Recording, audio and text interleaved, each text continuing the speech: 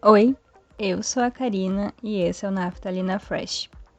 O episódio de hoje vai ser um pouquinho diferente do que os últimos têm sido, mas ao mesmo tempo ele lembra um pouco os episódios onde eu lia cartas do livro Cartas Secretas Jamais Enviadas.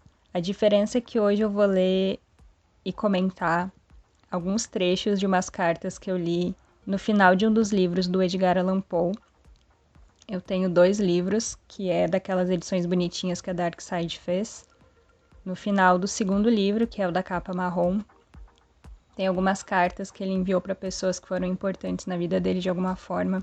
Só que lendo com um pouco mais de atenção, deu para pensar algumas coisas a respeito dele, para além da genialidade dele como escritor e que é inegável que a obra dele é muito boa.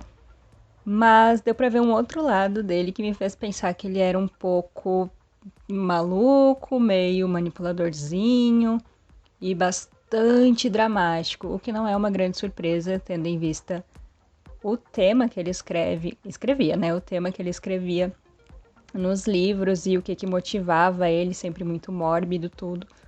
Mas vocês vão entender. Então o episódio de hoje é um pouco sobre isso. E na época que o Naftalina estava na alta dele, que várias pessoas ouviam muito os episódios, isso é 2021, 2022, eu percebi que se ouvia muito as cartas de amor. Não acredito que isso vá se repetir com esse episódio, mas ainda assim eu quis gravar ele. Então, se porventura tu clicou nesse episódio e está comigo ainda nessa introdução, vamos continuar. A primeira carta que eu vou ler é, na verdade, só uma parte, porque são cartas um pouco extensas. É do Edgar Allan Poe pro pai dele. Na carta ele pede que, entre algumas outras coisas, o pai dele escreva para os superiores para que ele seja liberado do exército, que ele não aguenta mais estar lá. E só que a relação que ele tem com esse pai não é muito boa, é bastante tortuosa. E aí eu vou ler um contexto que eu sublinhei aqui, que é importante para essa parte da carta. Em sua assinatura, Poe costumava sempre abreviar o sobrenome Allan. Aqui, no entanto, um ferido e profético Poe anuncia que o nome da família ainda será famoso graças a ele. Então, o que acontece? A gente tem um pedaço da carta que ele escreve para o pai dele, como eu disse, e dá para ver ele muito, assim, rancoroso e vingativo ao mesmo tempo, porque eu fui lendo essa carta e ela tem 3 páginas quase, só que a parte que nos interessa é essa aqui. Se o Senhor estiver determinado a me abandonar, deixo aqui meu adeus.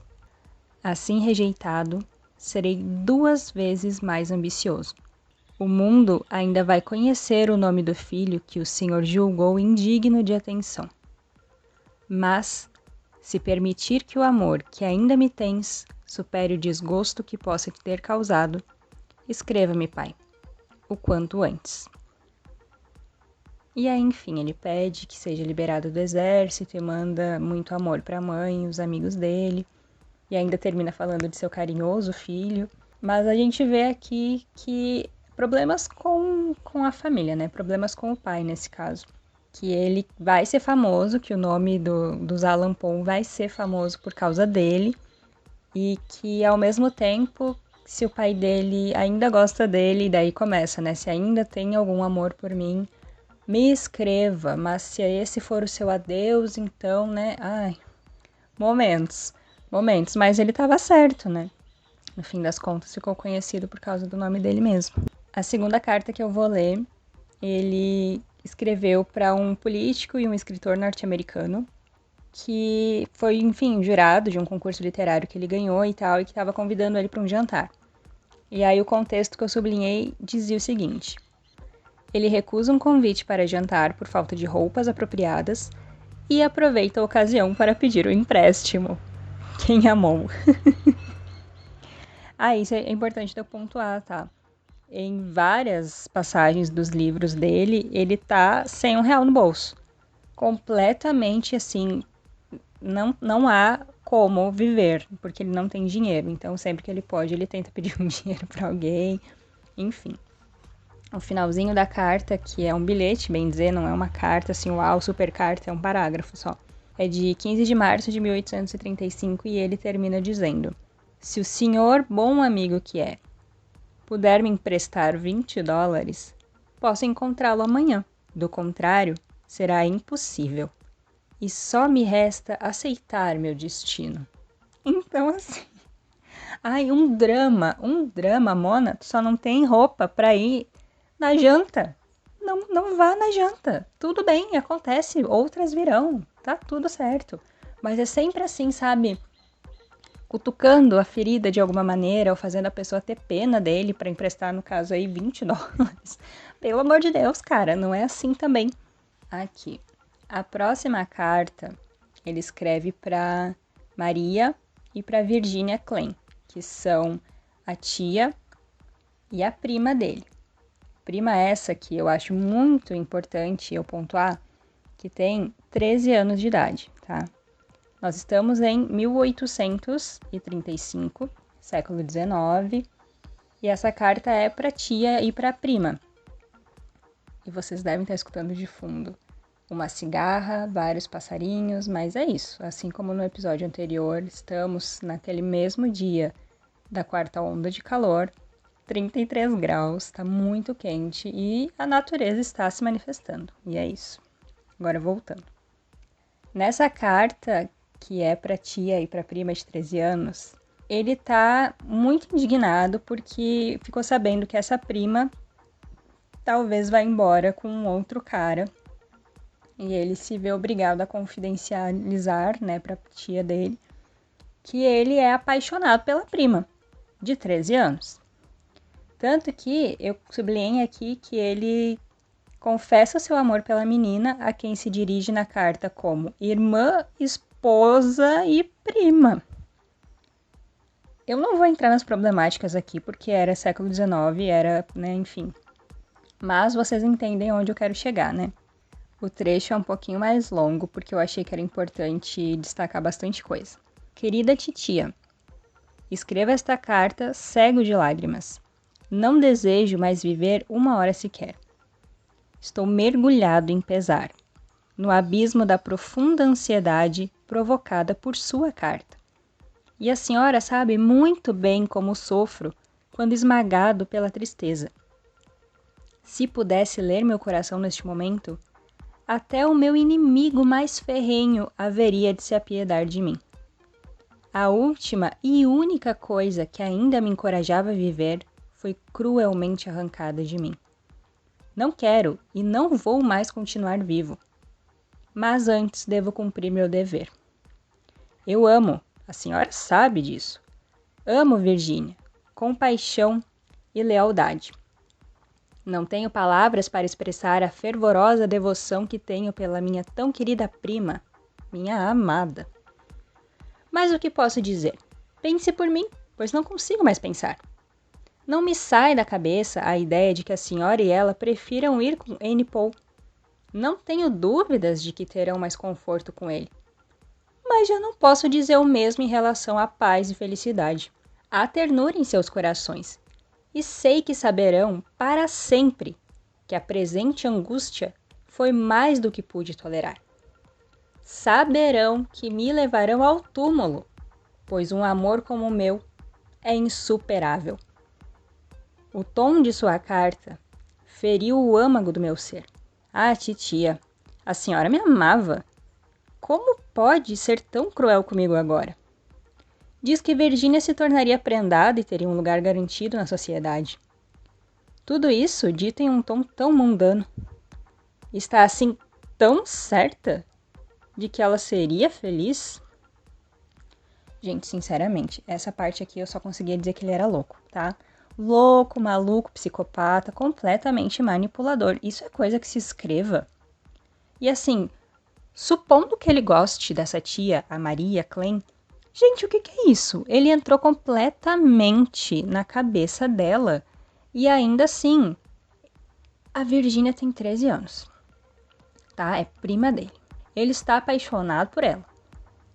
E aí, para que ela não vá embora com outro cara, que eu também não vou entrar no mérito de que é outro adulto que tá levando uma criança embora, Ele faz todo esse drama, todo esse jogo de que ele vai partir dessa, que ele não quer mais viver, que a senhora gostava de mim e agora não sei o que lá, e assim tenho certeza que vocês vão ter conforto com ele, mas será que vão ter paz? Sabe? Meu Deus do céu, eu senti até um certo tom de ameaça. Não sei se ficou muito nítido, eu tentei interpretar a carta pra vocês. Eu senti uma coisa meio ameaçadora, sabe? Ah, beleza, vão ter conforto, mas e paz? E paz vocês vão ter? Não sei. Não vou saber, né? Porque eu vou estar morto. Ah, é assim, ó, pra mim essa é uma das piores no sentido de loucura, sabe? Mas é maravilhosa ao mesmo tempo. Porque ele transforma de uma maneira a situação que ele só podia ser escritor, não tinha como ser outra coisa. Mas assim, cadê neles? Porque, gente, que é isso? Cara, hein? Medida protetiva nesse caso. Ah, é. Eu já vinha me esquecendo, virei a página, agora me lembrei. Nessa de mandar a carta para Maria Klein, ele aproveitou e mandou um bilhete para Virgínia junto, que dizia o seguinte: para Virgínia, meu amor, minha doce Cici, minha esposinha amada, pense muito bem antes de partir o coração do seu primo Ed. E aí, não bastando, né, essa jogada dele, ele continuou o bilhete da Virgínia dizendo: abri novamente a carta para incluir $5. E aí ele continua dizendo que o coração tá sangrando, que sei que lá. Oi, gente, meu Deus. O que ele quer com esses $5? Comprar a Virgínia de, não, realmente eu ia embora com o N. Paul, mas agora que tu me deu $5 e fez todo esse dramalhão por escrito, vou ficar. Não, com certeza tu é o amor da minha vida, com certeza absoluta. Ai, meu Deus, assim, gente. Ai, é uma coisa pior que a outra. Como pode? Como que pode? Mas é isso, essa carta deles termina desse jeito. Agora a gente vai pra minha carta favorita porque eu me identifiquei com ela. E eu fico com um pouco de medo de falar isso depois de todas as cartas problemáticas que eu acabei de ler pra vocês. Mas ainda assim, é o seguinte. Essa carta ele escreve e diz assim no contexto sublinhado. Trecho de uma carta, de uma das cartas, de Paul a um fã que era estudante de medicina e que mandava correspondências para ele em 1845. Desde então eles viraram, enfim, correspondentes, conversavam por cartinhas, ficaram amigos. E aí, numa dessas cartas, o Paul acabou falando sobre a vida profissional dele, porque nada dava certo, ele não tinha R$1 no bolso, estava sempre com problemas, e ele estava sempre frustrado, porque o sonho dele era ter a própria revista dele. E aí, enfim, ele fala sobre isso. E daí o trecho que eu separei é o seguinte. Estou determinado a ser editor da minha própria revista. Ser controlado pelos outros é garantia de ruína. Tenho grandes ambições. Se tudo der certo, dentro de 2 anos farei fortuna. E muito mais. Meu plano é convencer os amigos e já começar com uma lista de 500 assinantes. Com essa lista, posso assumir o negócio. Alguns amigos confiaram em mim o bastante para pagar adiantado. Seja como for, chegarei lá. Posso contar com sua ajuda? Acho que escrevi demais. Não sobrou espaço. Qual é a parte que eu me identifico nessa carta? Não é a parte que eu peço dinheiro para vocês. É a parte em que ele fala que ele está determinado a ser editor da própria revista, porque ser controlado pelos outros é garantia de ruína. Essa está sublinhada com uma marca-texto até. Todo o resto tá sublinhado só com uma caneta rosinha. E essa eu lembro que eu sublinhei na época que eu li. Essas outras todas eu sublinhei, ontem, enquanto eu me preparava para gravar esse episódio. Eu queria muito, eu sei que é uma coisa completamente no campo das ideias hoje em dia, porque tudo é digital. Mas o meu sonho, o meu grande sonho, era trabalhar escrevendo para revista. No máximo para jornal. E aí, eu nunca consegui, obviamente, mas eu sempre tive essa vontade de escrever. Claro que o filme De Repente 30 e vários outros filmes dos anos 2000, onde sempre tem uma escritora ou uma jornalista, ou enfim, me fizeram um pouco, construíram isso dentro de mim. Mas lendo esse livro, lendo essa carta dele, que é de 1845, a gente vê que escritores sofrem. Escritores sofrem porque tu quer viver daquilo que é a única coisa que tu sabe fazer, mas tu também não vai ter R$1 no bolso pra isso. Então eu me identifiquei bastante com isso e achei engraçado que séculos atrás isso já era uma coisa a se pensar. Queria ter minha própria revista, mas preciso contar com assinaturas e preciso contar com a boa vontade dos outros de ter um dinheiro pra me dar pra eu conseguir viver disso. Então eu me identifiquei com isso. A última carta que eu separei é de ele sendo maluco, completamente manipulador de novo, fazendo drama por causa de mulher, mais uma vez. Só que dessa vez a carta é de novo, até deixa eu voltar aqui, é pra Maria Klein, a tia dele de novo, né? A tia Maria. Só que dessa vez o drama não é pra Virgínia, porque Virgínia morreu. Perdemos Virgínia, Virgínia já jazeu, não está entre nós, foi dessa. E aí ele é muito apaixonado agora por uma pessoa que se chama N. E aí a carta é pra tia Maria, mas pra ela mandar uns recados pra N. E aí eu separei só um trechinho que diz o seguinte: faz 4 semanas que não bebo nada. Fisicamente, estou com saúde. E estaria mentalmente também. Não fosse a preocupação medonha que tenho com você. No caso, a tia Maria não estava muito boa das pernas, porque né, ela perdeu a filha, enfim. Há outra coisa também, querida mãe, que é tia, mas ele chamava de mãe, enfim, que está me deixando maluco. Meu amor por N. Eu a idolatro para além da capacidade humana de amar.